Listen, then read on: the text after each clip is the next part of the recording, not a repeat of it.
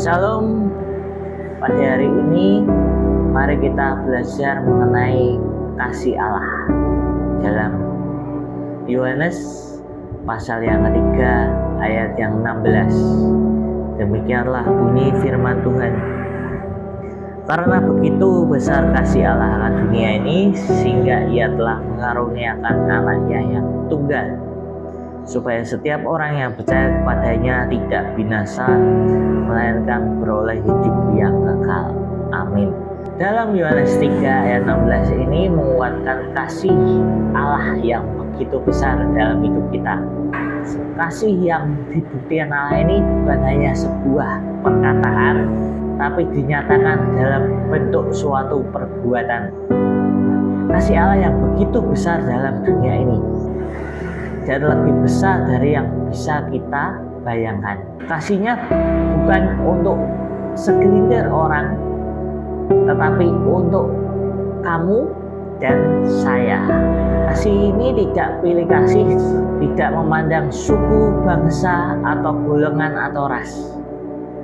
Tapi kasih ini untuk seluruh dunia. Apakah itu? Sehingga ia telah mengaruniakan anaknya yang tunggal. Allah tidak hanya berkata, "Aku mengasihimu," tetapi dia menunjukkan bukti kasihnya yang nyata, yaitu menyerahkan anaknya yang tunggal, Yesus Kristus namanya, untuk supaya setiap orang yang percaya kepadanya tidak akan binasa, melainkan memperoleh hidup yang kekal.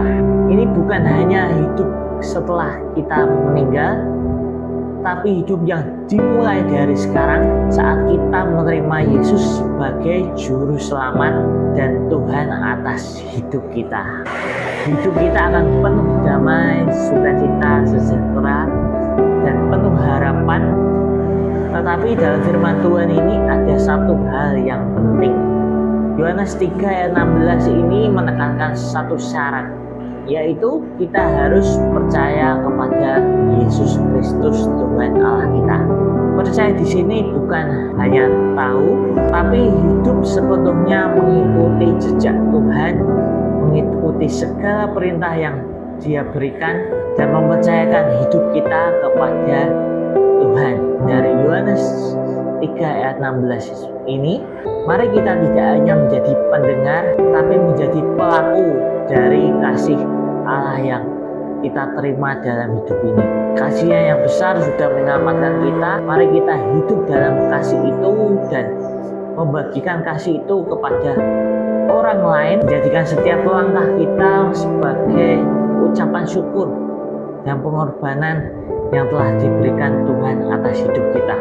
Kasih Allah yang tak terbatas ini akan terus menguatkan kita untuk hidup sesuai dengan kehendak-Nya. Demikianlah firman Tuhan. Tuhan Yesus memberkati. Shalom.